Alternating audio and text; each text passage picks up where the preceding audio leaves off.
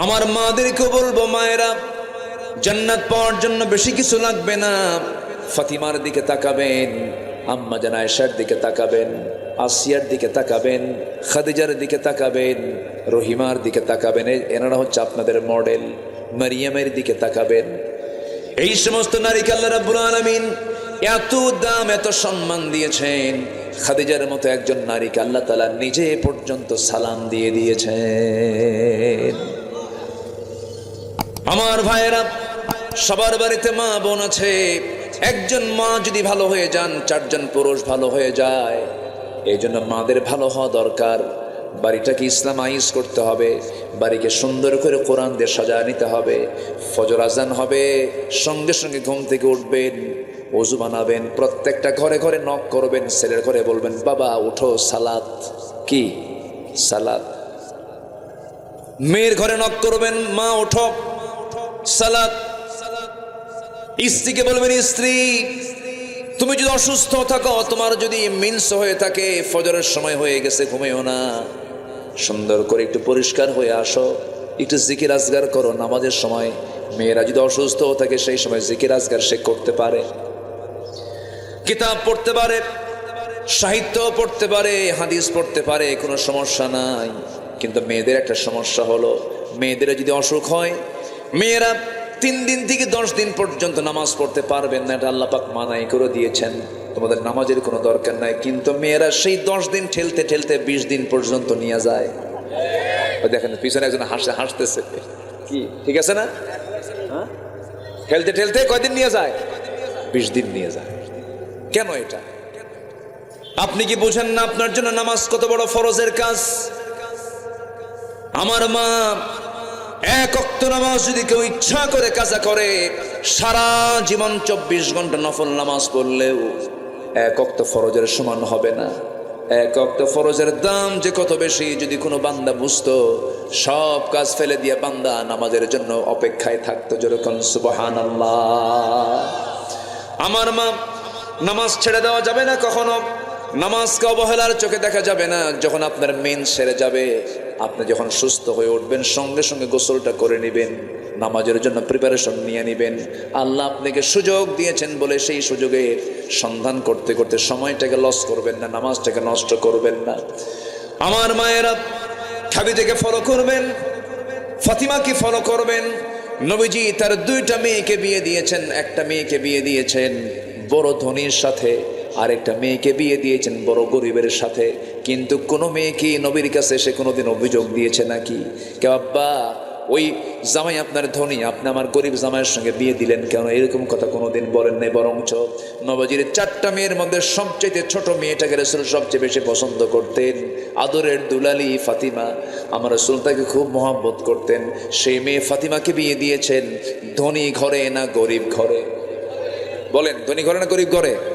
গরিব ঘরে বিয়ে দিয়েছেন। মা, গরিবের ঘর হয়তো পেয়েছেন অনেকে, চুল পরিমাণ মনক্ষুণ্ণ হবেন না, চুল পরিমাণ স্বামীকে খোঁটা দিবেন না, স্বামীকে গালমন্দ করবেন না। যখন বিয়ে দেওয়া হলো, রাসূল যখন বিয়ে দিবেন, ধনী ধনী পরিবারের সাহাবীরা এসে রাসূলকে প্রস্তাব করছেন। রাসূল বললেন, না, আমি তোমাদের কাউকে পছন্দ করি না, আমি যাকে পছন্দ করেছি সে তো আমার সামনে এখন আসে নাই। সবার শেষে সাইয়েদনা আলী নবীর সামনে এসে দাঁড়ালেন। রাসূল বলছেন, আলী তুমি কিছু বলবা নাকি? কি যে বলবো নিজেও জানি না। তুমি কি আমার মেয়েকে বিয়ে করবা নাকি? হুজুর দিলে করা যায়। রাসূল বলছেন, কিছু আছে নাকি? হুজুর কিচ্ছু তো নাই, ঘর নাই, বাড়ি নেই, আর কিচ্ছু থাকবে? কি থাকবে তোমার কাছে? কি আছে? এই যে তরবারি, এই যে ঢাল। রাসূল বললেন, তরবারি যুদ্ধে লাগবে, কিন্তু ঢাল ছাড়াও যুদ্ধ করা যায়। ঢালটা বিক্রি করে আসো, এই ঢাল বেচার টাকাই হবে আমার মেয়ের বিয়ের মহরানা। আল্লাহু আকবার বলেন। আল্লাহ রাব্বুল আলামিন বলেন, ইন্নাল্লাযীনা ইয়াতলুনা কিতাবাল্লাহি ওয়া আকামুস সালাতা ওয়া আনফাকু মিম্মা রাযাকনাহুম সিররান ওয়া আলানিয়াতান ইয়ারজুনা তিজারাতান লান তাবুর। জোরে বলুন আল্লাহু আকবার। আমার বন্ধুগণ, সূরাতুল ফাতির আয়াত নম্বর 29 আল্লাহ রাব্বুল আলামিন বলছেন, নিঃসন্দেহে যাদের ভিতরে 3টা আমল থাকবে তাদের কোনো লস নাই। এর মধ্যে এক নম্বর হলো ইন্নাল্লাযীনা ইয়াতলুনা কিতাবাল্লাহ, যারা এক নম্বর যারা আল্লাহর কালামকে সুন্দর করে যারা তেলাওয়াত করবে, জোরে বলি সুবহানাল্লাহ। যে বাড়িতে তেলাওয়াত আছে সেই বাড়িতে অসুখ থাকবে না। আল্লাহু আকবার বলবেন না? আমার দাদির তেলাওয়াত ছিল, নিজের চোখে দেখেছি। আমার দাদি 85 বছর বয়স পর্যন্ত খালি চোখে কোরআন পড়তেন। আমার বন্ধুগণ, দাদির যুগের মানুষগুলো সেই সময় কোরআন পড়তো। ফোরকানিয়া মাদ্রাসাগুলো ছিল গ্রামের মধ্যে, ঢুকলে পরে গুনগুন গুনগুন গুনগুন করে তেলাওয়াতের আওয়াজ কানে আসতো। কিন্তু সেই সোনালী দিনগুলো আজকে অতীত হয়ে গেছে, নাই। আজকে ভাবিরা ঘুম থেকে ওঠে মাত্র সকাল 10টায়, কি ঠিক কিনা বলেন? অথচ রাসূল বলেছেন বুরিকা লি উম্মতি ফি বুকুরিহা, আমার উম্মতের বরকতময় সময় হলো সকাল। আমার উম্মতের বরকতময় সময় কি বলেন? সকাল। সে সকালটা ঘুমে কাটায় দেয়। অসুখ তো হবেই, অসুখ বিসুখ ছুটবে না কখনো যদি কেউ সকালে ঘুম থেকে না উঠতে পারে। সব বরকত, সব রহমত সকাল। তাহলে অসুখ শরীর থেকে তাড়ানোর জন্য কি তেলাওয়াত দরকার বলেন তো? বলেন বলেন বলেন, কি তেলাওয়াত দরকার? আল্লাহ রাব্বুল আলামিন বলেন অনুনাজ্জিলু মিনাল কুরআনি মা হুয়া শিফাউ ওয়া রাহমাহ, কোরআন নাজিল করেছি তোমাদের উপরে, এটাকে শেফা করে দিয়েছি, আরোগ্য করে দিয়েছি, রহমত করে দিয়েছি। সকল রোগের শেফা হলো এই কোরআন। যদি কোনো বান্দা ইখলাসের সাথে যদি সূরা ফাতিহা পড়ে, হয়তো পানিতে একটু দম করে ফোঁ দিয়ে যদি সেই পানি পান করে, একমাত্র মৃত্যু রোগ ছাড়া সমস্ত রোগের ঔষধ আল্লাহ পাক এই সূরার মধ্যে রেখে দিয়েছে। ছোটবেলায় মা পাঠাতো হুজুরের কাছে, যেতাম, একটু ফোঁটু দিয়ে নিয়ে আসতাম। যেই মাথা নিচু করে বলতাম হুজুর একটু মাথায় ফোঁ দিয়ে দেন, কিন্তু হুজুর খুব চালাকি করতো, আস্তে আস্তে পড়তো, জোরে জোরে বলতো না। তো পরে বড় হয়ে চিন্তা করে দেখলাম না, হুজুর চালাকির কারণ আছে। হুজুর যেটা পড়তো সেটা আমারও জানা আছে। তার নাম হলো সূরা ফাতিহা। তার নাম কি? সূরা ফাতিহা। সম্মানিত বন্ধুগণ, আজকে দিন যত যাচ্ছে কোরআন বোঝা জানা তত সহজ হয়ে যাচ্ছে। জোরে বলি সুবহানাল্লাহ। আজ থেকে 100 বছর আগে যে ব্যাখ্যা ছিল না, সেই ব্যাখ্যা আজকে সায়েন্স ডেভেলপ হওয়ার কারণে কোরআন আরো সুন্দর করে মানুষের সামনে উপস্থাপিত হচ্ছে। আল্লাহু আকবার বলে। যেমন ধরেন আল্লাহ পাক বহু উদাহরণ দিয়েছেন। যেমন এক জায়গায় আল্লাহ পাক মশার প্রসঙ্গ টেনেছেন। কিসের প্রসঙ্গ টেনেছেন? মশা। তো কাফের মুশরিকরা বলল কোরআনের মতো কিতাবে আবার মশার কথা দেওয়ার, মশার উদাহরণ দেওয়ার কি দরকার ছিল? মাযা আরাদাল্লাহু বিহাদা মাসালা, কি দরকার ছিল? এরকম করে তারা প্রশ্ন করলো। কিন্তু আল্লাহ যা বলেছেন কোরআনে, একটা ওয়ার্ডও, একটা হরফও বান্দার জন্য অতিরিক্ত করে নাজিল করেননি। সব এসেনশিয়াল, সব জরুরি, ঠিক কিনা বলেন? সব জরুরি। আল্লাহ রাব্বুল আলামিন বলেন ইন্নাল্লাহা লা ইস্তাহি আন ইয়াদরিবা মাসালাম মা বাউদাতান ফামা ফাওকাহা ফাআম্মা আল্লাযীনা আমানু ফায়া'লামুনা আন্নাহুল হাক্কু মির রাব্বিহিম وأما الذين كفروا فيقولون ماذا أراد الله بهذا مثلا يضل به كثيرا ويهدي به كثيرا يضل به كثيرا ويهدي به وما يضل به إلا الفاسقين জোরে বলুন আল্লাহু আকবার। সূরাতুল বাকারা আয়াত নম্বর 26। আল্লাহ রাব্বুল আলামিন এখানে মশার দৃষ্টান্ত দিয়েছেন। যারা ঈমানদার তারা এর মধ্যে সত্যতা খুঁজে পেয়েছে, আর কাফেররা প্রশ্ন করেছে কি দরকার ছিল এই সমস্ত মিসালগুলো দেওয়ার। মশা, এই মশাটাকে আমরা যদিও ছোট চোখে দেখছি, এখন আমি প্রশ্ন করব আমার ভাইয়েরা, মশারি যে টাঙ্গায় এটা মশা টাঙ্গায় না মানুষ টাঙ্গায়? হ্যাঁ, কারা টাঙ্গায় বলেন?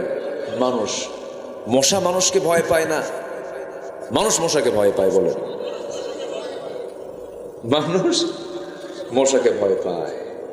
চিন্তা করে দেখেন, মানুষ, অথচ মশার ভয়ে রাতের বেলা জেলখানায় ঢোকে, চতুর্দিকে মশারি টাঙায়, আবার ব্যাট একখানা হাতে নেয়, ওই যে যেটাতে মারে ওটাকে কি বলে, ইলেকট্রিক ব্যাট যেটা, ওটা আবার হাতে নিয়ে দেখে যে কোন দিক দিয়ে ঢুকলো, মারে। কি টেনশন, মশার কামড় খাওয়া যাবে না, ডেঙ্গু, পঙ্গু, চিকুনগুনিয়া, কত কি, ম্যালেরিয়া, অনেক কিছু। এই মশাকে আল্লাহ পাক কেন উদাহরণ দিলেন? সম্মানিত বন্ধুগণ, মশা যদি কারো চামড়ার উপরে বসে, এই স্কিনে যদি বসে, যখন সে বসে তখন সে কিন্তু এমনি এমনি বসে না, ওকে যেন না ধরতে পারে এই জন্য সে আগে অবশ করে। অবশ করাকে মেডিকেল ভাষায় কি বলে? অ্যানেস্থেসিয়া। আচ্ছা, কে যেন বললে কথাটা? আপনি বললেন? জি, আলহামদুলিল্লাহ। অ্যানেস্থেসিয়া বলে এটা মেডিকেলের ভাষায়। অ্যানেস্থেসিয়া জাস্ট এই জায়গায় এই বসবে, এর আগে আগে বসবে, বসে আগে চতুর্দিকে আগে অবশ করবে, সলিমদ্দি তোর 14 গোষ্ঠীও টের পাবে না। সুবহানাল্লাহ বলবেন না? আচ্ছা, অ্যানেস্থেসিয়া করে এরপরে হুল ফুটাবে, হুল ফুটায় ওর পরিমাণ মতো খাবে, পরিমাণ মতো খেলে হায়াত মোটামুটি থাকে। আর যেগুলো বেহুশ হয়ে খায়, আছে না কিছু মশা, এমন খাওয়া খাইছে আর পর আর উঠতেই পারে না, এরকম আছে না নাই? আছে। যত বেশি খাবে কি মরণ তত কাছে আসবে, হায়াত তত কমে যাবে। এই বিগত 16 বছর যারা আমার দেশের ক্ষমতার মসনদে ছিল, তারা কি কম খাইছে না বেশি খাইছে? কম খাইছে না বেশি খাইছে? এই জন্য মরছে না আছে? মরছে। তাহলে উদাহরণ ঠিক না বেঠিক? উদাহরণ ঠিক আছে। এত খাওয়া খাইছে, আই রে আল্লাহ। সে খাওয়া খাইলো, লাভ হলো কি? সম্পদ দিয়ে তো বাঁচতে পারলো না, নৌকায় চললো, আবার উল্টা মানে ভুল করে আবার নৌকায় চলছে। ওই যে দরবেশ নাকি নাম, হ্যাঁ, দাড়ি যে কাটছে, যে দাড়িটা কাইটা মাথার চুলটা কালো বানাইছে, আবার নৌকায় চড়ছে, লুঙ্গি খুইলা কি পাজামা খুলে লুঙ্গি পড়ছে, পাঞ্জাবি খুইলা গেঞ্জি পড়ছে, ঢুকলো ভিতরে, ঢুকলো, ওকে উঠলো নৌকায়, নৌকা আর ভিড়লো না। পুলিশ এসে, কোস্টগার্ড এসে বলতেছে আইনমন্ত্রীকে, স্যার আপনাকে চিনি, আপনি চলেন থানায় চলেন। আইনমন্ত্রী কয়, আমারে তুমি একা নিয়ে যাও, আমি কি একা আসছি নাকি? আমি তো জামাতের সাথে আসছি। কই জামাতের সাথে? কে? কই যে বসে আছে, কে মাথায় দেখি কালো চুল, মুখে দাড়ি নাই, লোকটা কে? এটা লুঙ্গি পড়া, লুঙ্গি পড়া লোকটা আবার কে? ভালো করে দেখো, ওটাই দরবেশ। কথা বোঝেন নাই? হ্যাঁ, সম্পত্তি দিয়ে লাভ হলো কি?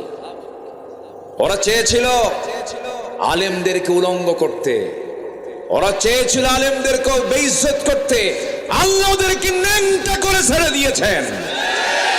এই ক্ষমতা কার? কোন বাতিল গোষ্ঠীর সাথে আমাদের কোনোদিন আপোষ হবে না। ওই বাতিলদের মোকাবেলা করার জন্য রাজি আছেন কারা কারা? হাত উঁচু করে দেখান মুসলমান।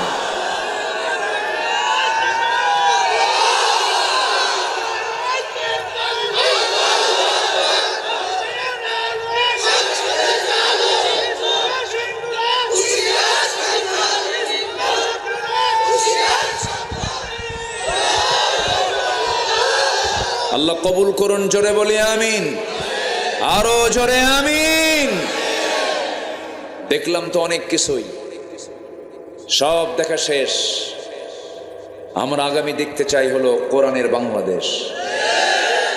যে কোরআন দিয়ে বাংলাদেশ সাজাতে চায় না, অথচ মুসলমান, সে মুসলমান নয়, সে মেকি ধরেছে, মেকি ধরেছে, সে সত্যিকারের মুসলমান হতে পারে না।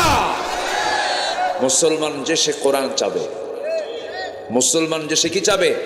কোরআন চাবে। কোরআন কার? আসতে বলবেন না, কোরআনটা কার? আল্লাহ। কষ্ট দিচ্ছি নাকি আপনাদের? কোনো অসুবিধা নাই তো? জোরে বলি ইনশাআল্লাহ। আগে কমিটির যাওয়া লাগতো থানায় পারমিশন নেওয়ার জন্য, আর এখন থানা থেকেই ফোন দিয়ে বলে কিছু লাগবে কি ভাই? এই পরিবর্তন কে দিয়েছেন? এই পরিবর্তনকে কাজে লাগাতে হবে। যুবকরা, তোমরা অনেক রক্ত ঝরেছ, তোমাদের রক্তের এই প্রতিদান অবশ্যই জাতির দেওয়া উচিত।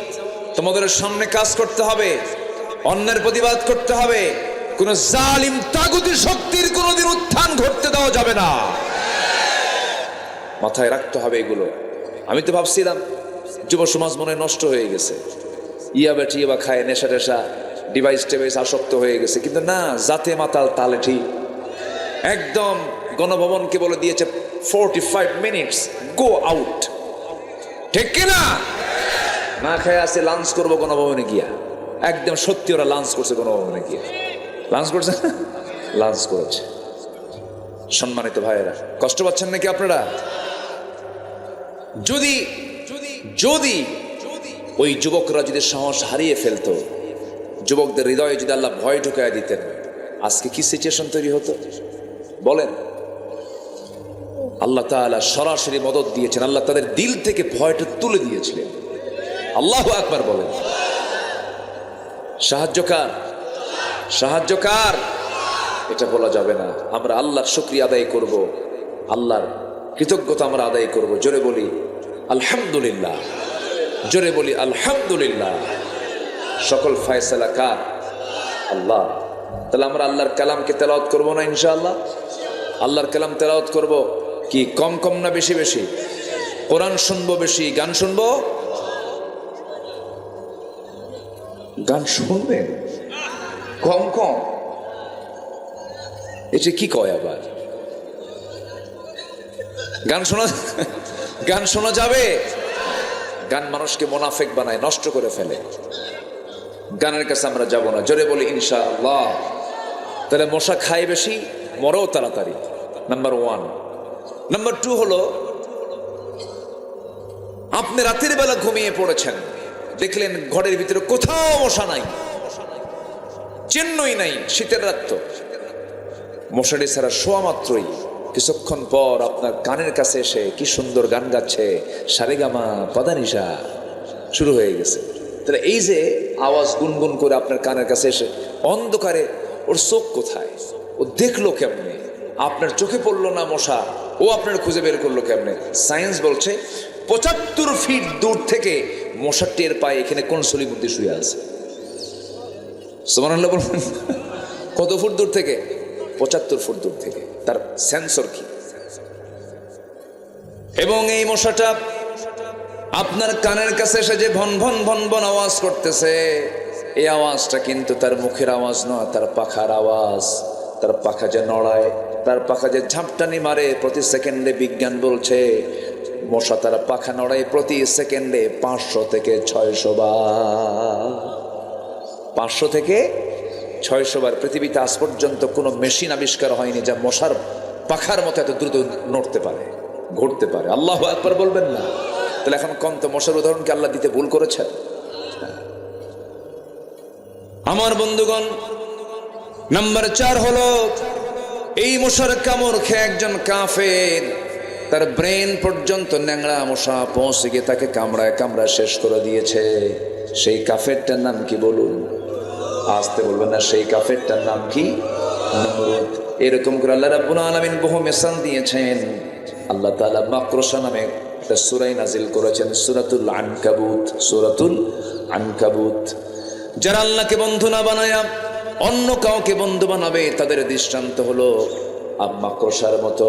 আল্লাহ রাব্বুল আলামিন সুন্দর করে বলছেন, মাসালুল লাযীনা ইত্তাখাযু মিন দুনিল্লাহি আউলিয়া কামাসালিল আনকাবুত ইত্তাখাযাত বাইতান ওয়া ইন্না আওহানাল বুয়ুতি লাবাইতুল আনকাবুত লাউ কানু ইয়ালামুন। জোরে বলুন আল্লাহু আকবার। আল্লাহ রাব্বুল আলামিন বলেন, যারা আমি আল্লাহ আমাকে গার্ডিয়ান না মনে করে, অভিভাবক না মনে করে অন্য কাউকে গার্ডিয়ান মনে করবে, অলি মনে করবে, অভিভাবক মনে করবে, তাদের দৃষ্টান্ত হলো মাকড়সার মতো। কার মতো বলেন? মাকড়সা। মাকড়সার ঘর বাড়ি কার? ঘরের বাড়ির ভিতরে। বলেন বলেন বলেন। আমাদের ঘর বাড়ির ভিতরেই তার ঘর বাড়ি, কিন্তু এত দুর্বল ঘর বাড়ি, শুধু একটা ঠোকা মারলেই পড়ে যায়, ভেঙে যায়, চুরমার হয়ে যায়। তার দুর্বল ঘর। এখানে একটা ব্যাখ্যা আছে, সায়েন্টিফিক ব্যাখ্যা আছে। আমার বন্ধুগণ, এই যে মাকড়সা, পুরুষ এবং স্ত্রী মাকড়সা রয়েছে, আমার বন্ধুগণ, এর মধ্যে বহু প্রজাতি রয়েছে। এর মধ্যে একটা প্রজাতি হলো ওই মাকড়সাগুলো স্বামী এবং স্ত্রী যখন যৌন মিলনে মিলিত হয়, ইন্টারকোর্স যখন কমপ্লিট হয়ে যায়, স্ত্রী মাকড়সা প্রচণ্ড ক্ষুধার্ত হয়ে যায়, প্রচণ্ড সে ক্রেজি হয়ে যায়, রাগান্বিত হয়ে যায়, ক্ষুধার যন্ত্রণায় ছটফট করতে করতে সহ্য করতে না পেরে ক্ষুধা সে তার স্বামীকে কামড় মেরে মেরে ফেলে, তার স্বামীকে খেয়ে ফেলে। চিন্তা করছেন আপনি? তাহলে আল্লাহ যে বলছেন যারা আল্লাহকে বাদ দিয়ে অন্য কাউকে অভিভাবক মনে করবে তাদের দৃষ্টান্ত হলো মাকড়সার মতো। অর্থাৎ মাকড়সার সংসারটা এমন সংসার, বউ স্বামীকে খাইয়া ফেলে, বউ স্বামীকে খাইয়া ফেলে। তাহলে আল্লাহ পাক কত আগে এই দৃষ্টান্ত দিলেন। আজকে সায়েন্স ব্যাখ্যা বের করে কি সুন্দর ব্যাখ্যা করে কোরআনের অর্থকে আরো উজ্জ্বল করে দিয়েছে। আল্লাহু আকবার বলেন। সম্মানিত ভাইয়েরা, সম্মানিত বন্ধুগণ, আমরা কোরআনের সাথে সময় দেব বেশি। জোরে বলি ইনশাআল্লাহ, জোরে বলি ইনশাআল্লাহ। সাইয়েদনা ওমর ফারুকের নাম শুনছেন না সবাই? কয় নাম্বার খলিফা বলেন? কয় নাম্বার খলিফা? উনি কি আগে মুসলমান ছিলেন? রাসূলকে কি মহব্বত করতে গেছেন না মারতে গেছেন? চিন্তা করুন কি আইডিয়া তার ছিল। রাসূলকে মারার সিদ্ধান্ত যে লোকটা নেয়, কি হতে পারে? তিনি হয়ে গেলেন ইসলামের দ্বিতীয় খলিফা। বহুদিন আগে এক মাহফিলে বললাম, ওমরে ফারুককে চিনেন কে? সামনে থেকে ছোট্ট একটা বাচ্চা দাঁড়ায় বলে, হুজুর আমি চিনি। কে? আমাদের বাড়ির দোতলায় ভাড়া থাকে। বুঝলেন তো? বললাম আম্মু তুমি 100-তে 100 পাইছো, কারণ তোমার বুদ্ধি যদ্দূর উত্তরও তদ্দূর। সাইয়েদনা ওমর ফারুক রাদিয়াল্লাহু তাআলা সাধারণ কোনো মানুষ ছিলেন না, অসাধারণ হয়ে গিয়েছেন। কিসের কারণে? কোরআন তেলাওয়াতের কারণে। কোরআন তেলাওয়াত করেছেন, কোরআন তেলাওয়াত শুনেছেন তিনি।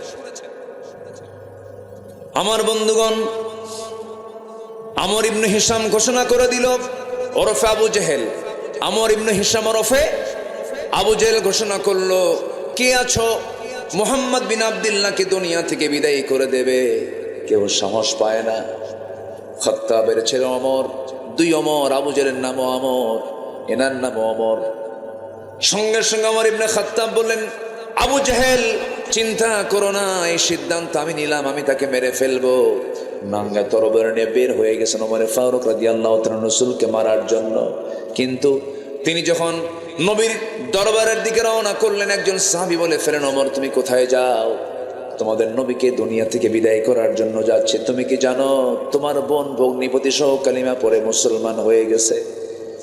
এই একটা কৌশল করলেন, লাইনটা চেঞ্জ করে দিলেন। ওমরে ফারুক আগে বোনের বাড়ির দিকে রওনা করলেন, এদিকে দৌড় মেরে গিয়ে রাসূলকে বলছেন, হুজুর ওমর আসতেছে নাঙ্গা তরবারি নিয়ে আপনাকে মেরে ফেলার জন্য।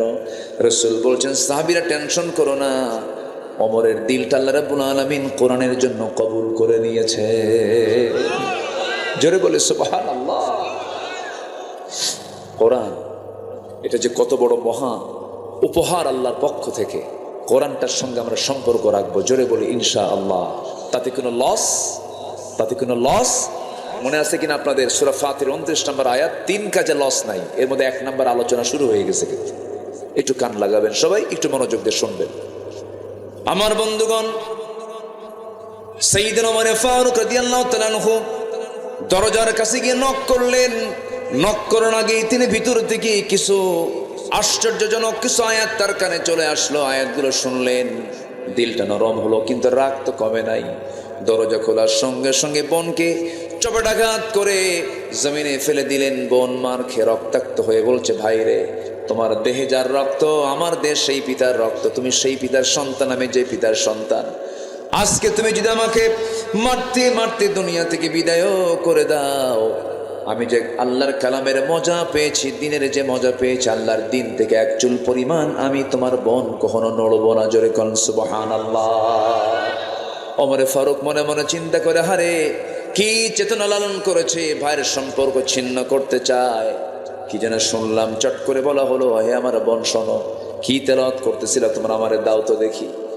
লুকিয়ে থাকা তার ভগ্নিপতি চট করে আড়াল থেকে বের হয়ে এসে বলতেছে, ও ওমর, তোমার জন্য রাসূল গতকালকে দোয়া করেছেন, মনে হয় তোমার জন্য আল্লাহ পাক দিলটা নরম করে দিয়েছেন, আল্লাহ পাক তোমার জন্য কবুল করে নিয়েছেন। যখন তার সামনে সূরা তাহা দেওয়া হলো, সূরা তাহা পড়ছেন, একটা করে আয়াত পড়ছেন, ওমর ফারুক কাঁদতেছে। তাহা মা আনজালনা আলাইকাল কুরআনা লিতাশকা। এই আয়াত যখন পড়তেছিলেন চোখের পানিতে তার গাল ভিজে যাচ্ছিল, ওমরে ফারুকের তরবারি থরথর করে কাঁপতে কাঁপতে পড়ে যাচ্ছিল, আর বলতেছে আমার বোন আমি আজকে কি শুনলাম, এমন সুন্দর কথা আমার জীবনে আমি কোনোদিন শুনি নাই। জোরে বলি সুবহানাল্লাহ। ইন্নাল্লাযীনা ইয়াতলুনা কিতাবাল্লাহ। সোজা চলে গেলেন নবীর দরবারে, তরবারি নবীজির পায়ের কাছে রেখে দিয়ে বলছেন আল্লাহর পয়গম্বর এই তরবারি আপনার মস্তকটাকে দ্বিখণ্ডন করার জন্য নিয়ত করে বের হয়েছিল ওমর, কিন্তু পারল না, আমাকে বাধার প্রাচীর হয়ে সম্পূর্ণ রাস্তা ঘুরায় দিয়ে আপনার অভিমুখী করে দিয়েছে, কোনো কিছু নয় একমাত্র কি কোরআন। এটাকে যে মানবে সে জিরো থেকে হিরো হবে, আর যেটার বিরুদ্ধে ষড়যন্ত্র করবে সে হিরো থেকে জিরো হবে, যেমন জিরো হয়ে গেছে, ঠিক কিনা? জিরো হয়ে গেছে। এত সুন্দর মানুষ আপনারা, আলহামদুলিল্লাহ। বাগাতি, বাগাতি না, বাগাতি মানে কি? বাগ না, বাগ মানে বাগান, জান্নাত, তাই না? বাগ মানে এরকম না, এরকম শব্দই তো, ঘত না, হ্যাঁ বাগ বাগিচা, এরকম সুন্দর শব্দ আপনাদের এই এলাকার নাম। ভালো, আলহামদুলিল্লাহ বলেন। জি, অনেক সুন্দর। আপনারা আমাকে সময় দিচ্ছেন তো নাকি? কারো কোনো আপত্তি নাই তো? কয়েক কাজে লস নাই? বলেন কয়েক কাজে লস নাই। নাম্বার ওয়ান, কোরআন আমরা সুন্দর করে তেলাওয়াত শুনবো, করবো। জোরে বলি ইনশাআল্লাহ। নামাজ না পড়া, হ্যাঁ কি নামাজে তেলাওয়াত করতে হয়, শুনতে হয়, কি সুন্নতে পড়তে হয়, আর ফরজে বলেন, ফরজে শুনতে হয়, সুন্নতে পড়তে হয়। ইন্নাল্লাযীনা ইয়াতলুনা কিতাবাল্লাহ, তাদের লস নাই। জোরে কান সুবহানাল্লাহ। কেমন লস নাই দেখেন, ফজরের 2 রাকাত সুন্নত যদি কেউ পড়ে, ফজরের 2 রাকাত সুন্নত যদি কেউ পড়ে, আল্লাহর কালাম দিয়ে তেলাওয়াত করে নামাজটা যদি পড়ে, আমার রাসূলের একদম জবান থেকে হাদিস, সহিহ হাদিস, রাকাতাই সালাতুল ফজর খায়রুম মিনাদ দুনিয়া ওয়া মা ফিহা।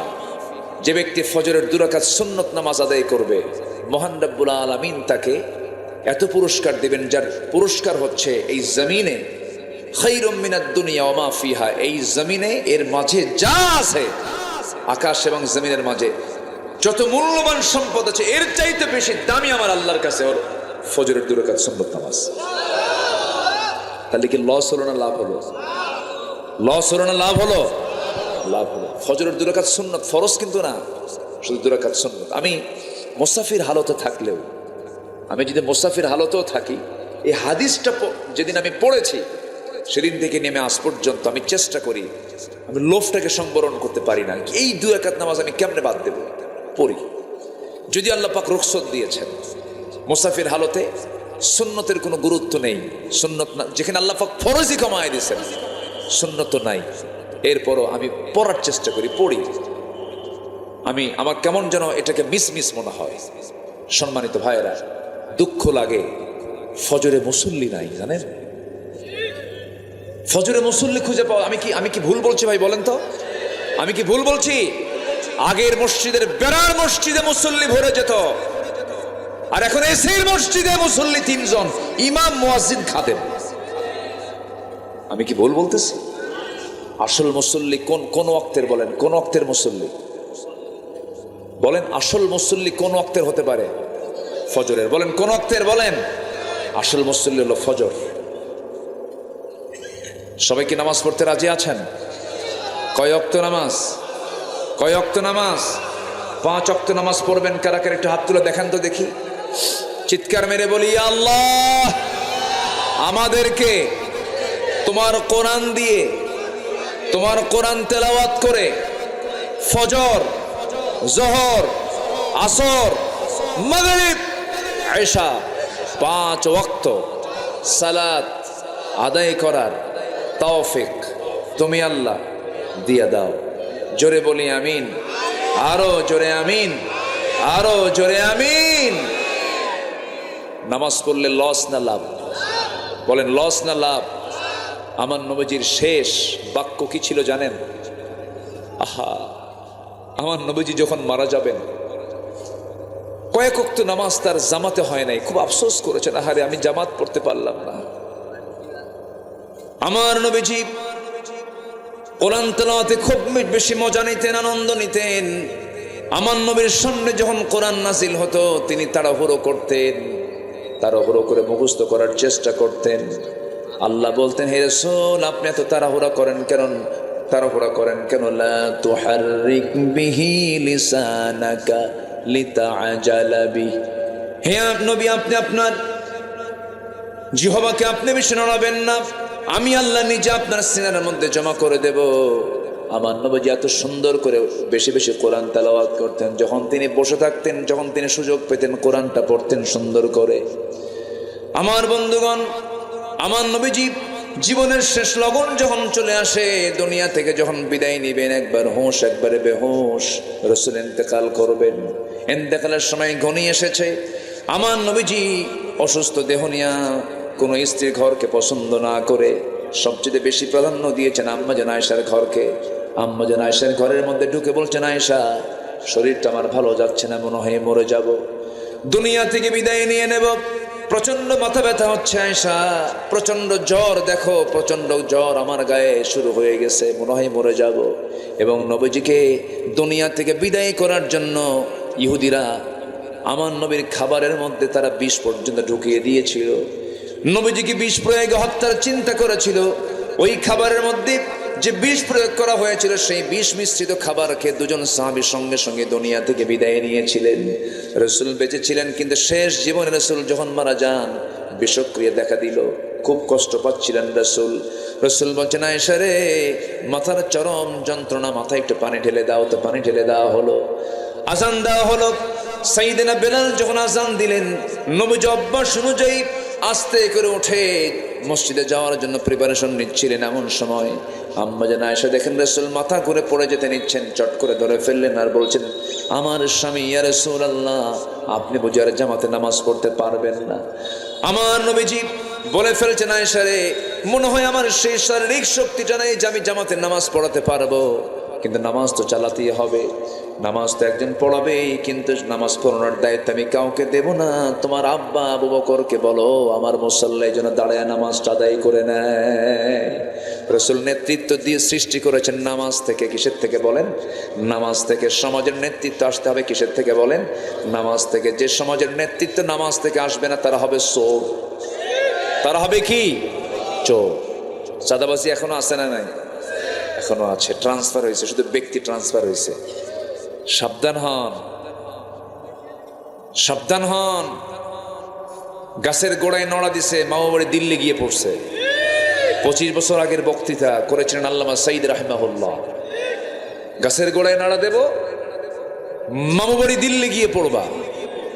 এই যে সিচুয়েশন তৈরি হয়েছে, আসুন দেশটাকে সুন্দর করে সাজাই। চাঁদাবাজি, টেন্ডারবাজি, পুকুর দখল, জমি দখল, এগুলোকে না বলুন। যদি জুলুমের মাত্রা বেড়ে যায় আবার কিন্তু নাড়া দিয়ে আবার আরেক জায়গায় পাঠায় দেবে, ঠিক কিনা? এজন্য সতর্ক হওয়া দরকার। সতর্ক হব আমরা। জোরে বলি ইনশাআল্লাহ, জোরে বলি ইনশাআল্লাহ। আমার নবীজি বললেন, আয়েশা বলে দাও তোমার আব্বা যেন আমার মুসল্লায় দাঁড়ায় নামাজটা পড়া শুরু করে দেয়। ইমাম চেঞ্জ হয়ে গেছে, সাহাবা কেরাম কান্নায় অস্থির হয়ে গেছে, সাহাবীরা কাঁদতেছেন, নবীজির কানে কান্নার আওয়াজ চলে আসছে। যারা মদিনা যারা জিয়ারা করেছেন, নবীজির হুজরাখানা যেটা ছিল সেটাই হলো এখন মাকবারা।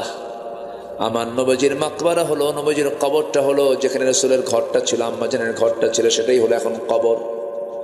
আমার বন্ধুগণ, আমার নবীজি যখন বললেন আবু বকর আমার মুসল্লায় দাঁড়িয়ে নামাজ পড়াবে, নামাজ যখন শুরু হয়ে গেছে সাহাবে কেরামদের মধ্যে কান্নার রোল পড়ে গেছে। নবীজির কানে সেই কান্নার আওয়াজগুলো আসতেছে। রাসূল বলছেন, আয়েশা রে আমার সাহাবীরা কান্দে, আমার সাহাবীরা নামাজ পড়ে, আমাকে একটু নিয়ে যাও তো।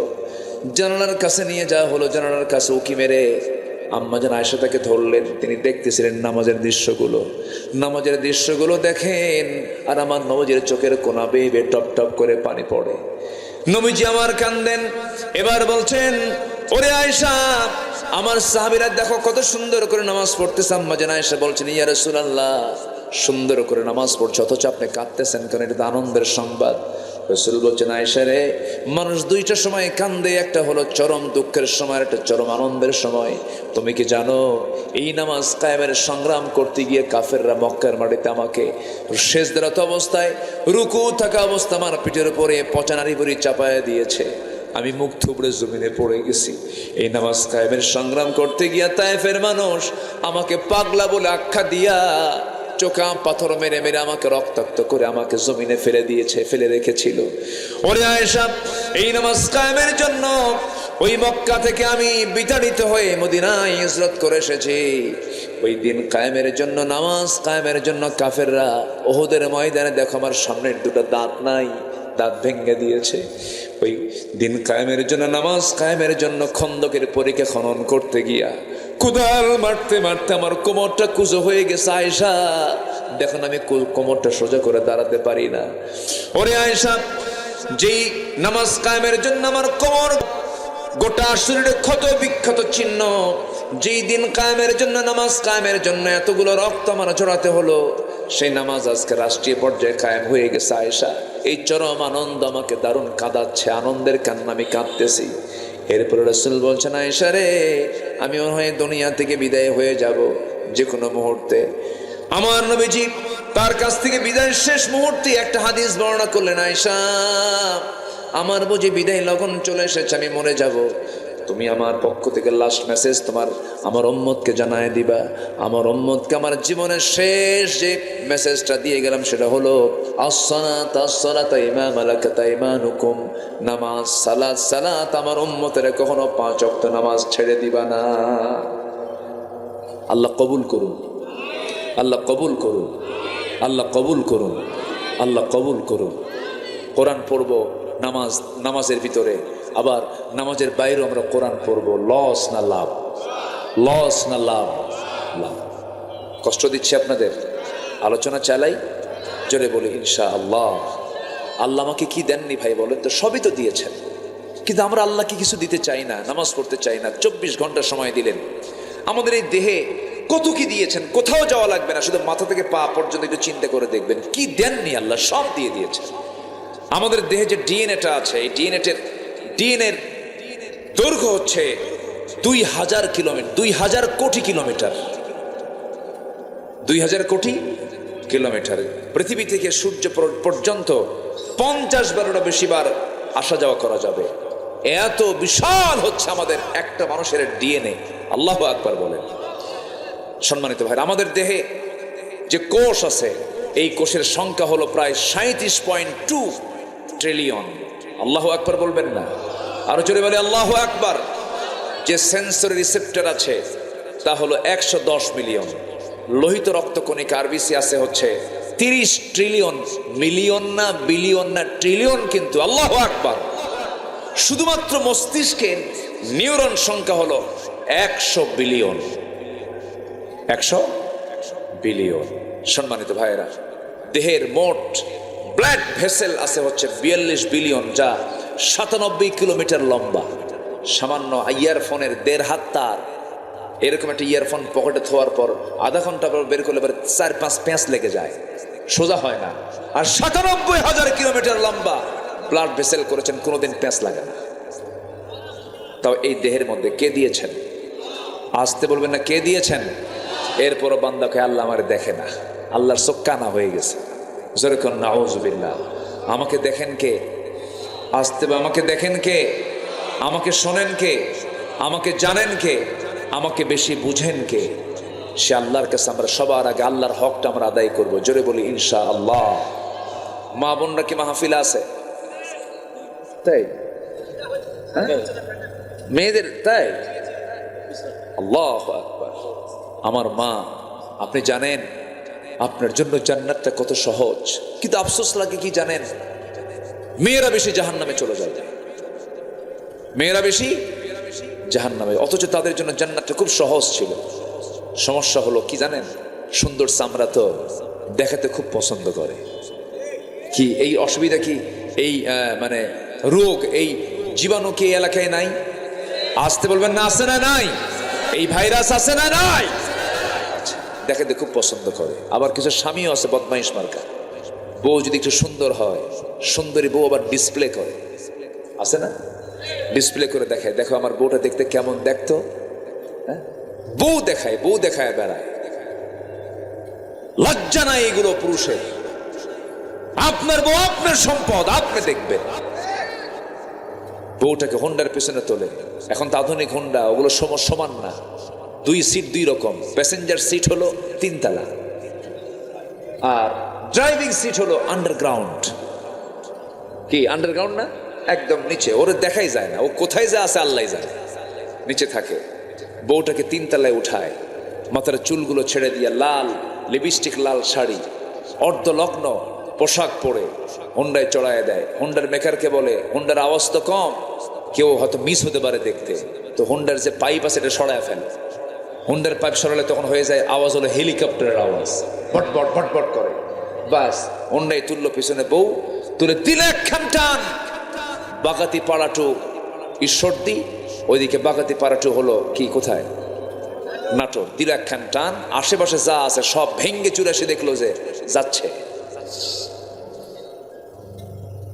সন্ধ্যার আগ দিয়ে চলন বিলের মোড়ে গিয়ে, চলন বিলের পাশে সূর্য হেলে হেলে যাচ্ছে গধূলি বেলায়, 16 Pro Max আইফোন দিয়ে ছবি তুলে ফেসবুকে পোস্ট করে লিখলো ক্যাপশন, প্রিয় দোস্ত, প্রিয় বন্ধুরা, আসুন আমার বউটাকে সবাই মিলে জামাতের সাথে দেখি।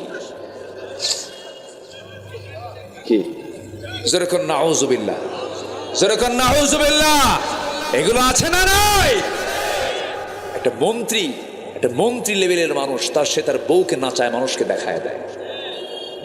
বুঝে নেন আকলমন্দ ইশারা বাসাত, সচেতন ব্যক্তির জন্য ইঙ্গিতটাই যথেষ্ট। এখন সে জেলখানে ঢুকে কয় আমার প্রতি বৈষম্য করা হচ্ছে। কি এই জানেন না খবর? জানেন না? আপনারা জানেন না? বহু কিছু করেছে। প্রতিটি শিক্ষার্থীর হত্যার বিচার বাংলার জমিনে হতে হবে। একটা হত্যার বিচার অচল করতে দেওয়া হবে না। বিচারের দরকার আছে না নাই? তোমরা সাইদের জীবন নিয়ে সিনেমিনে খেলেছ, এই জমিনের জন্য একটা রহমত ছিলেন তিনি। আমি মক্কায় গেছি হজ করতে 2009 সালে। আল্লাহ পাক আমার জীবনের প্রথম হজটা আমি করেছি 2009 সাল। সেই হজের সফর ছিল আল্লামা সাইদের শেষ হজের সফর। একই সনে মিনা, মুজদালিফা, আরাফা। তো উনি দেশে ফিরবেন, চলে আসবেন, ওনাকে মহব্বত করে সবাই মিলে বলা হলো, হুজুর আপনি দেশে যাবেন না। কেন আমি যাবো না দেশে? মামলা হচ্ছে, ট্রাইব্যুনাল গঠন হচ্ছে। তখন নতুন 2009 সাল, টিপাইমুখী বাদের আন্দোলন চলছে, বিভিন্ন আন্দোলন চলছে। সেই সময় বলা হলো আপনি যাবেন না। উনি বললেন মুস্কি হাসি মেরে, সাইদি পালায়া থাকে না, সাইদি পালায়া থাকে না। আমার দেশ, আমার জনগণ, আমার ভাইয়েরা জুলুমের শিকার হবে, আমি চোরের মতো পালায়া থাকবো বিদেশে। এই চরিত্র আমার রাসূল শিখায় দেন নাই। উনি ফিরে এসেছেন, জেলখানায় ঢুকেছেন, 13 বছর জেল খেটেছেন, দুনিয়া থেকে বিদায় নিয়েছেন কান্না মুখে না হাসি মুখে? বলেন কান্না মুখে না হাসি মুখে? হাসি মুখে। 16 বছর ধরে আমাদেরকে রাজাকার বলে গালি দিয়েছে, কিন্তু কোন রাজাকার পাকিস্তানকে শেল্টার নেয়নি। শুধু হিন্দুস্তানের রাজাকাররাই সব হিন্দুস্তানে গিয়ে শেল্টার নিয়েছে, ঠিক কিনা? সম্মানিত ভাইয়েরা, 2023 সালের 13 আগস্ট কাশিমপুর কারাগার থেকে বেলা 11টার দিকে তাকে বলা হলো, হুজুর আপনি অসুস্থ, আপনাকে চিকিৎসায় যেতে হবে। উনি বললেন আমি অসুস্থ তো আমি নিজেই জানি না। কি কথা কি বুঝতেছেন আপনারা? ওনাকে জোর করে ধরে নেওয়া হলো, গাজীপুরের একটা হসপিটালে তাকে চিকিৎসা দেওয়া হলো। সেখান থেকে আবার জোর করে 13 আগস্টে দিল্লির প্রেসক্রিপশনে তাকে নিয়ে যাওয়া হলো শাহবাগে। সেই হসপিটালে জোর করে ভর্তি করায়া, মেডিকেল টিম গঠন করে, কুচক্রান্ত করে, পয়জনিং করে, বিষ প্রয়োগ করে তাকে হত্যা করা হয়েছে। তারই তৈরি করে এই প্ল্যাটফর্ম তাফসীর মাহফিল। তিনি এদেশের উপকার এই মাহফিলগুলোর। এই প্ল্যাটফর্ম থেকে আমরা সুস্পষ্ট ভাষায় জানান দিতে চাই, অবিলম্বে আল্লামা সাঈদীর খুনের সঙ্গে যারা জড়িত দৃষ্টান্তমূলক শাস্তি দেওয়া হোক। এমতের পক্ষে রাজি আছেন কারা কারা? হাত উঁচু করে দেখান মুসলমান।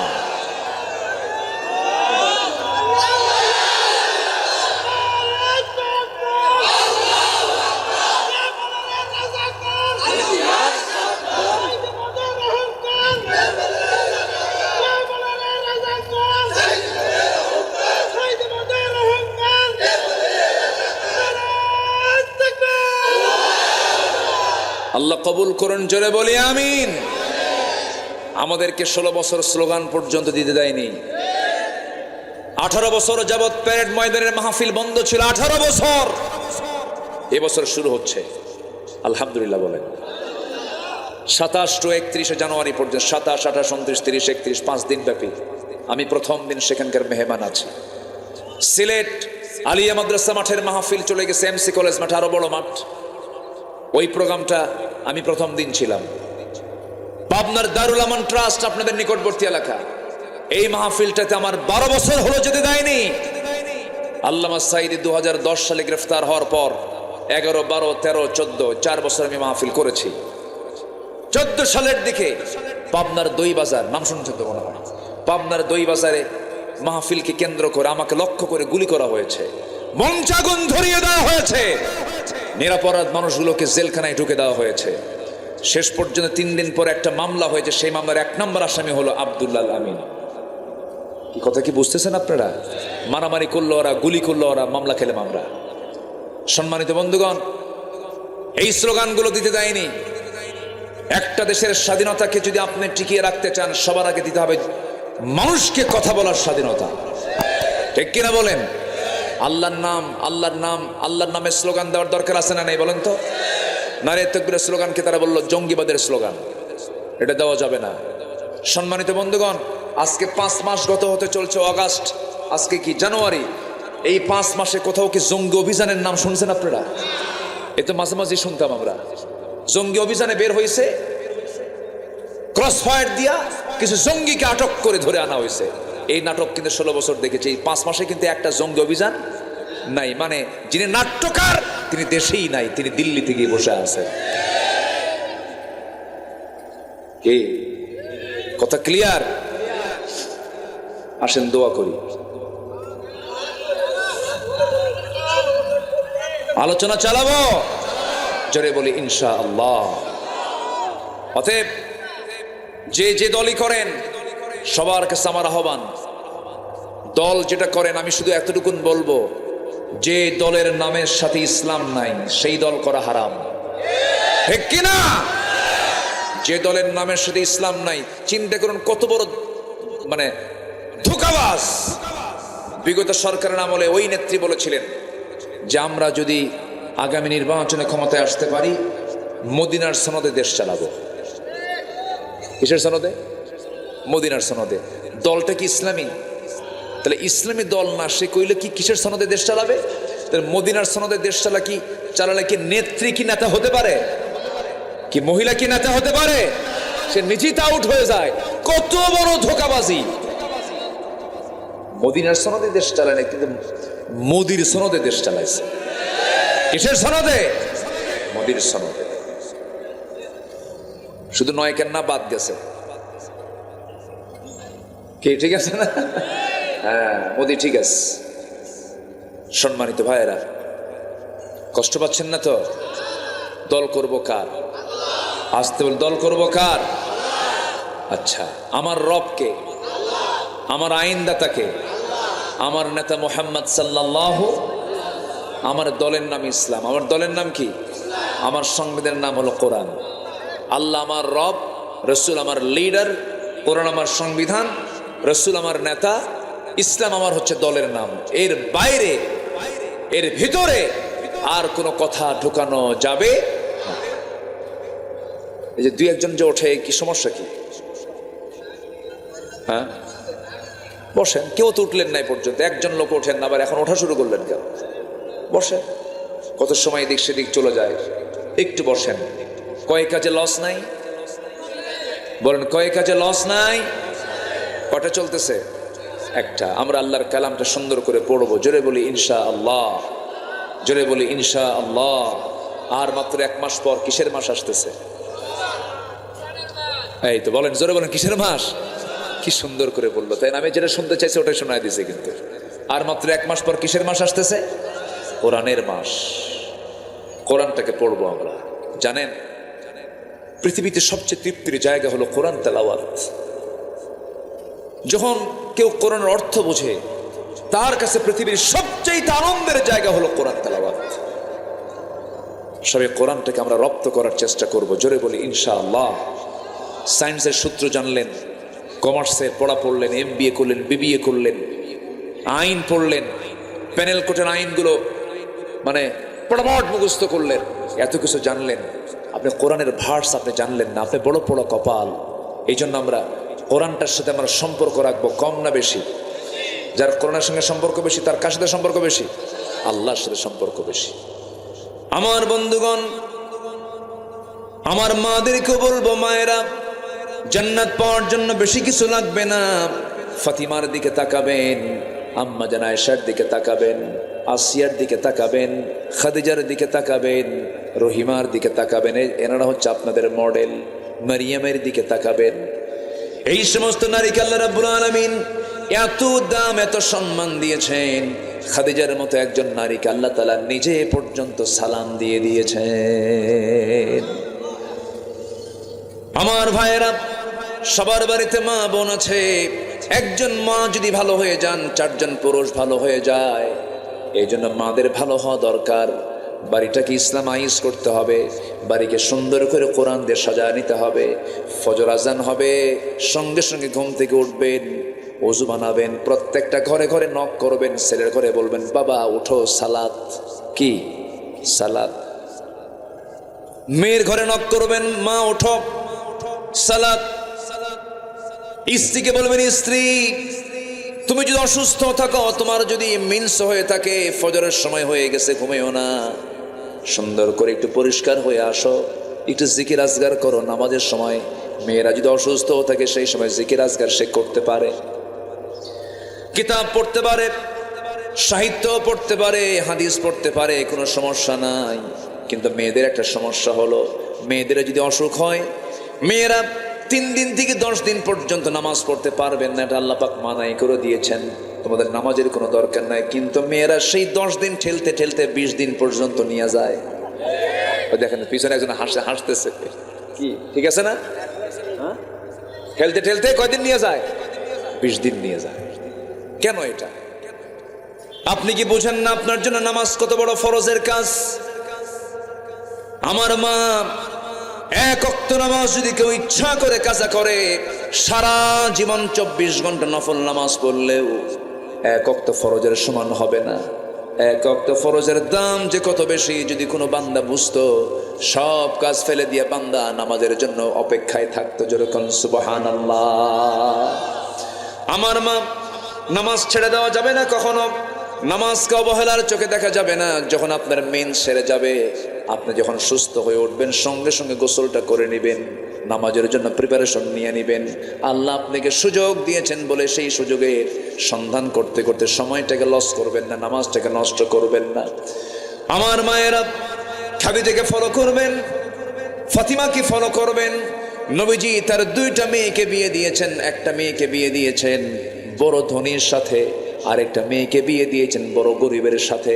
কিন্তু কোনো মেয়ে কি নবীর কাছে এসে কোনোদিন অভিযোগ দিয়েছে নাকি? কে আব্বা, ওই জামাই আপনার ধনী, আপনি আমার গরিব জামাইয়ের সঙ্গে বিয়ে দিলেন কেন? এরকম কথা কোনোদিন বলেন নাই। বরঞ্চ নবীজির 4টা মেয়ের মধ্যে সবচেয়ে ছোট মেয়েটাকে রাসূল সবচেয়ে বেশি পছন্দ করতেন। আদরের দুলালি ফাতিমা, আমার রাসূল তাকে খুব মহব্বত করতেন। সেই মেয়ে ফাতিমাকে বিয়ে দিয়েছেন ধনী ঘরে না গরিব ঘরে? বলেন, ধনী ঘরে না গরিব ঘরে? গরিব ঘরে বিয়ে দিয়েছেন। মা, গরিবের ঘর হয়তো পেয়েছেন অনেকে, চুল পরিমাণ মনক্ষুণ্ণ হবেন না, চুল পরিমাণ স্বামীকে খোঁটা দিবেন না, স্বামীকে গালমন্দ করবেন না। যখন বিয়ে দেওয়া হলো, রাসূল যখন বিয়ে দিবেন, ধনী ধনী পরিবারের সাহাবীরা এসে রাসূলকে প্রস্তাব করছেন। রাসূল বললেন, না, আমি তোমাদের কাউকে পছন্দ করি না, আমি যাকে পছন্দ করেছি সে তো আমার সামনে এখন আসে নাই। সবার শেষে সাইয়েদনা আলী নবীর সামনে এসে দাঁড়ালেন। রাসূল বলছেন, আলী তুমি কিছু বলবা নাকি? কি যে বলবো নিজেও জানি না। তুমি কি আমার মেয়েকে বিয়ে করবা নাকি? হুজুর দিলে করা যায়। রাসূল বলছেন, কিছু আছে নাকি? হুজুর কিচ্ছু তো নাই, ঘর নাই, বাড়ি নেই, আর কিচ্ছু থাকবে? কি থাকবে তোমার কাছে? কি আছে? এই যে তরবারি, এই যে ঢাল। রাসূল বললেন, তরবারি যুদ্ধে লাগবে, কিন্তু ঢাল ছাড়াও যুদ্ধ করা যায়। ঢালটা বিক্রি করে আসো, এই ঢাল বেচার টাকাই হবে আমার মেয়ের বিয়ের মহরানা। আল্লাহু আকবার বলেন। সামান্য কিছু মহরানা দিয়ে বিয়ের ব্যবস্থা রাসূল করেছেন। আর এখনকার মেয়ের বাপরা ছায়া থাকে 20 লাখ টাকা মহরানা ধার্য করিয়া। ডাকাত ডাকাত কি ডাকাতি তো এটা। এটা কেন করবেন আপনি? ছেলের যে সামর্থ্য থাকবে সেটা সে করবে। যুবকরা তোমার একটু আওয়াজ দাও না কেন? তোমার পক্ষে এত কই, কিছু কও না তুমি।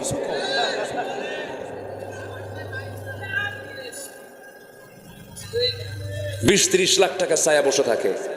ছেলের যে সামর্থ্য হবে তাই সে দেবে, ঠিক কিনা বলেন? কেন করে জানেন মেয়ের বাপরা? কেন করে জানেন? যদি তালাক হয়, দেখেন বিয়ে হয় নাই, ওর নিয়ত দেখেন।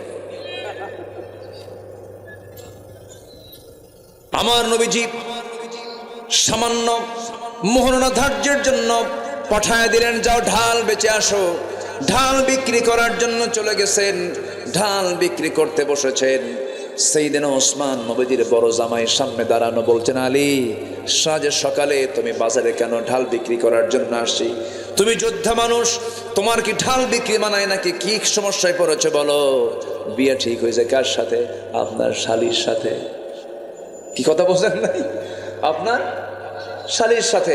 এলাকায় কি কয়? শালি কয় না হালি কয়? আচ্ছা ঠিক আছে, হ্যাঁ। ও হালি কয় নোয়াখালী। জি জি। বইয়ের ছোট বোন, বইয়ের ছোট বোনকে এক একটা জায়গায় শালিকা, এটাই তো বইয়ের ভাষা। জি। আবার মন খারাপ করবেন না, আমার মায়েরা হয়তো শুনতেছেন যে হুজুর আপনি এরকম করে কন। আচ্ছা না, একটু বোঝানোর জন্য বলতেছি। তামান নবীজি বড় জামাই বললেন, বিয়ে ঠিক হয়েছে? হ্যাঁ। আচ্ছা ঠিক আছে, ঢালটা দাও। নিলেন, টাকাও দিলেন। কয়েক হাত যেতে না যেতে পিছন থেকে ডাক দিয়ে বলতেছে, আলী বীরের হাতে কি ঢাল না থাকলে মানায়? তোমাকে আগাম এটা গিফট করলাম, যাও। ঢালটাও দিয়ে দিলেন, টাকাও নিলেন, ঢালও নিলেন। নবীর সামনে দাঁড়ায় গেলেন। রাসূল বলছেন, ও আলী ঢাল মনে হয় বিক্রি হয় নাই, কেমন করে কি করা যায় বলো? হুজুর ঢালটা বেচে ফেলছি। তাহলে হাতে আবার ঢাল কেন? হুজুর ঢালটা আমাকে আবার উপহার দিয়েছে, এই যে টাকা, এই যে ঢাল। তুমি কার কাছে বিক্রি করতে গেছো? হুজুর ওসমান। লোক আর খুঁজে পাওয়া নাই। নিজের মধ্যে এই ঘটাঘটি করছো না? আমি বড় জামাইকে বলতে পারলাম না, তার আগে তুমি বলে আসছো। তাহলে আমি এটা কেমন কথা হলো বলো তো? আচ্ছা, কোনো মেয়ের বাপ যদি বিয়ে ঠিক করে, কোনো মেয়ের বাপ যদি বিয়ে ঠিক করে কিন্তু বড় জামাইকে বলে নাই, তাহলে কি হবে বলেন তো? কি হতে পারে? কি হতে পারে? বইয়ের দিকে তাকাইবার কবে তোর বাপ একখান জিনিস রে, কি ঠিক আছে না? ধমকাবে। কিন্তু আমার নবীর জামাই তো ওইরকম না। আমার নয় ছেঁচড়া জামাই, খালি দাওয়াত খাওয়ার জন্য পাগল হয়ে থাকে। কিন্তু ওরকম জামাই তো আর আমার নবীর জামাই না। বললেন ঠিক আছে, সমস্যা নাই, যাও, তোমার জন্য দোয়া করে দিই। ওসমান তার জন্য দোয়া করে দিলেন। আমার নবীজি বিয়ে দিলেন।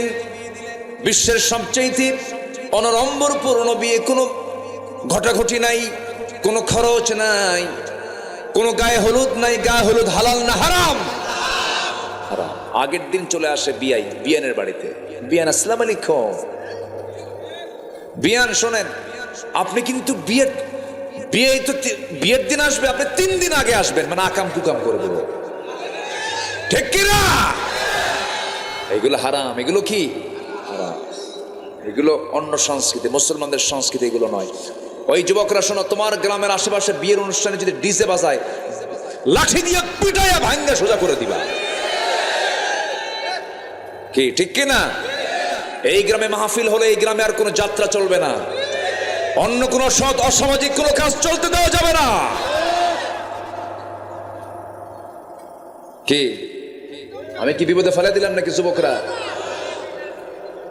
ভালো আছে যেখানে, মন্দ থাকা যাবে না। আমার নবীজি বিয়েটা দিয়ে বললেন, মা চলে যাও, স্বামীর ঘরে যাও, এখন থেকে বাবার ঘরের চাইতে স্বামীর ঘর শ্রেষ্ঠ। সুবহানাল্লাহ বলবেন না? যাও সংসার করে খাও। কিন্তু আমার মেয়ে শোনো, এই যে বিয়ে দিলাম, স্বামীর ঘরে চলে যাচ্ছ, স্বামী তোমাকে আমি এমন স্বামী দেই নাই যে স্বামীটা তোমার জন্য খারাপ হবে। আমি জানি আমার আলী কেমন। এই যে বিয়ে দিলাম, মৃত্যুর দিন পর্যন্ত স্বামীর বিরুদ্ধে একটা নালিশ যেন আমার কানে না আসে। আর আজকের মেয়ের বাপরা বিয়ে দিয়ে বলে, মা যা, মোবাইল নিয়ে থাকবি, যদি কোনো কিছু হয় শুধু খবর দিবি, খাইয়া ফালাবো। কি আছে না নাই বলেন তো? অশান্তি, এগুলো করা যাবে না। স্বামী স্ত্রী বন্ধনটা হলো জান্নাতি বন্ধন। এই জায়গায় অন্য কেউ ঢুকলি কি শান্তি না অশান্তি? স্বামী স্ত্রীর ঝুট ঝামেলা মিটাবে কয়জন? দুইজনই। বলেন কয়জন? দুইজনই। খালি বলতে শিখতে হবে সরি। কি বলতে হবে? সরি। স্বামী ভুল সরি, বউ ভুল সরি। খালি সরি বলবেন, কোনোদিন গন্ডগোল লাগবে না। আর যদি কয় আমি কি ভুল করছি নাকি, কি কথা কি বোঝেন না, তাহলে মনে করেন আর জীবনে কোনোদিন মিল হবে না। যে স্বামী স্ত্রীর মুখে শুধু ঘন ঘন সরি থাকবে, ঠিক আছে ওকে দুঃখিত, আমি ভুল করেছি, আমাকে মাফ করে দাও, সেও যদি বলে আমি ভুল করেছি মাফ করে দাও, জান্নাতের টুকরা। যেরকম সুবহানাল্লাহ। কি ওয়াজগুলো দরকার আছে না? দরকার আছে না নাই? তবে বেশি পুরুষরা বলবে একটু সরি, পুরুষরা একটু বেশি বলবে, মেয়েরা একটু কমই কয়। ওরা যদি একবার বাঁক ধরে সোজা হয় না। এই সোজা, এই ঠিক জোরে বলিও না, শুনলো বাড়িতে বসে যেতে হবে না।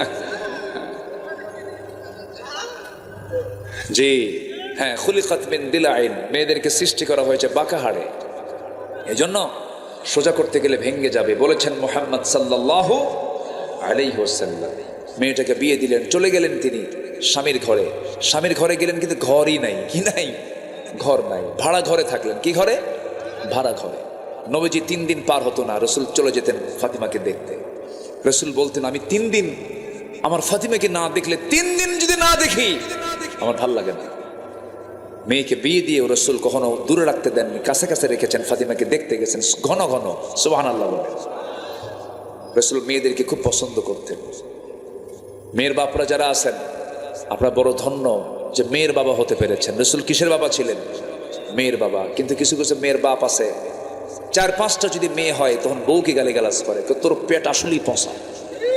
এরকম কিছু পুরুষ আছে না? আল্লাহ কয় তোর কপাল ভালো, আর ও কয় তোর পেট পচা। এরকম কিছু পুরুষ আছে না নাই? আল্লাহ যার কল্যাণ চান তাকে মেয়ে দেন। আল্লাহ যখন রহমত দেন তখন বৃষ্টি দেন। আল্লাহু আকবার বলেন। বৃষ্টি রহমত, মেয়ে রহমত। আল্লাহু আকবার বলেন। অসুস্থতা রহমত, অসুস্থতা রহমত। অসুস্থ যদি কেউ হয় তখন ভাবতে হবে আল্লাহ আমার মধ্যে রহমত করছেন। সুবহানাল্লাহ বলেন। কখন এগুলোকে মন খারাপ করা যাবে না। আমার এক মুসল্লি ছিল, হাই স্কুলের হেডমাস্টার। তার 7টা মেয়ে। কয়টা মেয়ে? 7টা মেয়ে।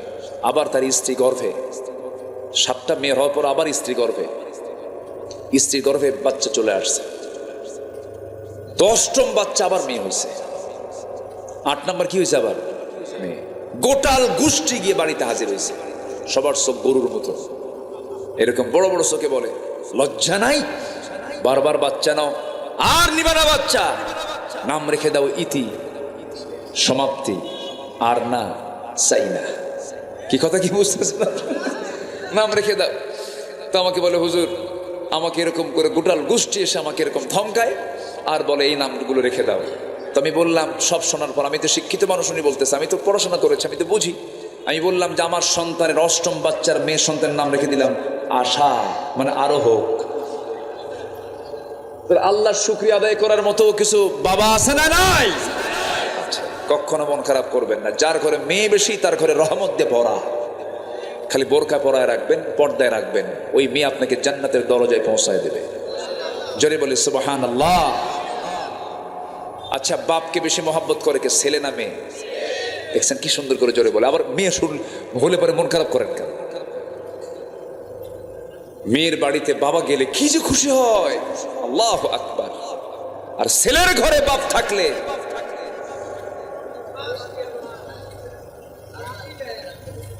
কি জায়গা মতো দিলাম, কিন্তু কি ঠিক কি না? খুব সমস্যা। এই ছেলেরা বাবার সঙ্গে এগুলো করা যাবে না, মার সঙ্গে এগুলো করা যাবে না। এই নাটোরে কোথায় যেন একটা মাহফিল, গুরুদাসপুর মনে হয়, গত বছর একটা চিঠি আমাকে দিল এক মহিলা, 72 বছর বয়স। বলে, হুজুর আমার বয়স 72 বছর, আমার তিনটা ছেলে একটা মেয়েকে বিয়ে দিয়েছি, আর 3টা ছেলে আমার বিয়ে করেছে, ওদের ঘর আমার ঘরের সঙ্গে লাগানো। 3টা ছেলের ঘর থেকে রান্না বান্না হয়, সে রান্নার গন্ধ এসে আমার কানে নাকে ধাক্কা লাগে। এই বুড়ো বয়সে আমি একা রান্না করি, হুজুর একটু দোয়া করবেন আল্লাহ যেন আমার ছেলেদের হৃদয়টা নরম করে দেয়।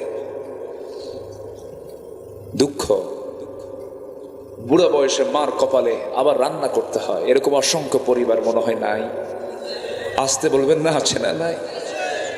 এগুলো খুব কঠিন ব্যাপার, যে আল্লাহর কাছে চাইতেও হবে, বলতে হবে। খুব কঠিন একটা বিষয়। অনেক মা, অনেক সন্তান আছে বইয়ের সামনে মাকে ছোট করে, আছে না? আছে না? নাই। মার মন তো আকাশের মতো, জানো, মার মন তো আকাশ, মা তবুও মন খারাপ। এগুলো মাথায় রাখবেন। পৃথিবীর কোনো মানুষকে ছোট চোখে দেখবেন না। আপনি কি জানেন আপনার জান্নাতটা মার ওই পায়ের নিচে আল্লাহ পাক রেখে দিয়েছেন? জোরে করেন সুবহানাল্লাহ, আরো জোরে বলেন সুবহানাল্লাহ। আমার একটা ছোট্ট আল্লাহ পাক ছেলে দান করেছেন, একটু বড় হয়েছে, হাফেজ হয়েছে। একদিন মার সঙ্গে দেখি যে খুব চোখ রাঙ্গায় কথা বলে। হয় না, এরকম করে না, বাচ্চারা করে, চোখ রাঙ্গায় কথা বলে। আমি আস্তে করে ছেলেটার হাত ধরলাম, ধরে বললাম, বাবা তুমি কি জানো তোমার মায়ের এই পাটার দাম কত? তোমার মায়ের এই পায়েরটার দাম কত তুমি জানো? তোমার এই মায়ের এই 2 পায়ের নিচে আল্লাহ পাক জান্নাত রেখে দিয়েছে। এত দাম তোমার মায়ের এই পায়ের। বাইরে পরিবারে ইসলাম শিখাবেন, দিন শিখাবো আমরা। জোরে বলি ইনশাআল্লাহ, আরো জোরে বলি ইনশাআল্লাহ। আল্লাহ কবুল করুন, জোরে বলি আমিন। আমার মা নামাজ পড়বেন, পর্দায় থাকার চেষ্টা করবেন, দিন মানবেন, কোরআনটাকে ফলো করবেন, গোটাল বাড়িটাকে কোরআন দিয়ে সাজায় ফেলবেন। ছেলেকে বলবেন, বাবা আজকে তোমার চোখ দিয়া, কান দিয়া আর অন্তর দিয়ে কি কি গুনাহ করছো কও। বুঝেন নাই? রাতের বেলা খবর নেবেন, তুমি আজকে তোমার চোখ দিয়া, কান দিয়া আর অন্তর দিয়ে কি গুনাহ করছো কও। ইন্নাস সামআ ওয়াল বাসরা ওয়াল ফুআদা কুল্লু উলাইকা কানা আনহু মাসউলা। বলবেন, বাবা আজকে কি হাদিস পড়েছো? না। আজকে কি কোরআন পড়েছো? না। তুমি কি আজকে নামাজ 5 ওয়াক্ত নিয়মিতভাবে সময় মতো পড়েছো? আব্বা পড়ছি, কিন্তু নিয়মিত হয়নি, কালকের থেকে নিয়মিত করবা। আমার দিন আজকে যা হবে, কালকের দিনটা হতে হবে অনুন্নত না উন্নত? বলেন বলেন বলেন বলেন। আজকে যতবার মিথ্যা কথা বলেছি, কালকে আমার মিথ্যার পরিমাণ কি বাড়বে না বন্ধ হবে? বন্ধ হবে। এইভাবে আমরা আমাদের জীবনকে উন্নত করার চেষ্টা করি। সম্পদ বৃদ্ধি জীবনের উন্নতি নয়, ঈমান বৃদ্ধি, উন্নত চরিত্র হলো মানুষের মূল বৃদ্ধি, মূল বরকত। আল্লাহ কবুল করুন, জোরে বলি আল্লাহুম্মা আমিন। এই মাহফিল কত বছর যাবত চলে? ফাহিম কোথায়? ফাহিম, হ্যাঁ ফাহিম খুব টেনশনে ছিল যে মাহফিল হুজুর আসে কিনা। হ্যাঁ ফাহিম আমাকে কতবার ফোন দিছে, কত টেনশন একটা মাহফিল করতে গেলে, কত পেরেশানি। আল্লাহ তুমি এই মাহফিলকে কবুল করো, জোরে বলি আল্লাহুম্মা আমিন। আমি খুবই আনন্দিত, আপনারা এত সুন্দর মানুষ, একদম মনোযোগ দিয়ে পিন পতন নীরব হয়ে এত রাত পর্যন্ত ঠান্ডার ভিতরে মাটিতে বসে কোরআনগুলো শুনতেছেন। বলি আলহামদুলিল্লাহ, জোরে বলি আলহামদুলিল্লাহ। আল্লাহ তুমি মাহফিলকে কবুল করে নাও।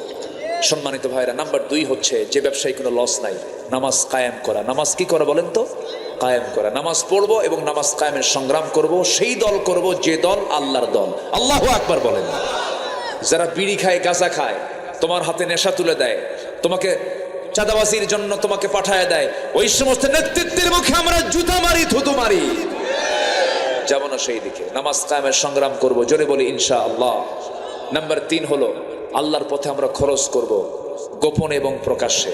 আল্লাহ তাআলা বলছেন যে ডান হাতে দান করবে, বাম হাত জানবে না, বাম হাত দেবে, ডান হাত জানবে না। আমি আল্লাহ তাআলা নিজে থেকে আরশে আজিমের মেহমান বানাবো, আরশে আজিমের ছায়া আমি তাকে জায়গা করে দেব। আসুন না আমরা এই 3টা আমল করি। 1 নম্বর হচ্ছে তেলাওয়াত করব কার কালাম? নামাজ বাদ দিয়া, নামাজ সহ, জোরে বলি ইনশাআল্লাহ। নাম্বার 2 হলো নামাজ কায়েম করব, জোরে বলি ইনশাআল্লাহ। নাম্বার 3 হলো খরচ করব কার পথে? কার পথে? এই 3টা কাজ আমরা করব। ইয়ারজুনা তিজারাতাল লান তাবুর, তার ব্যবসায় কোনো লস নাই। জোরে কোন সুবহানাল্লাহ।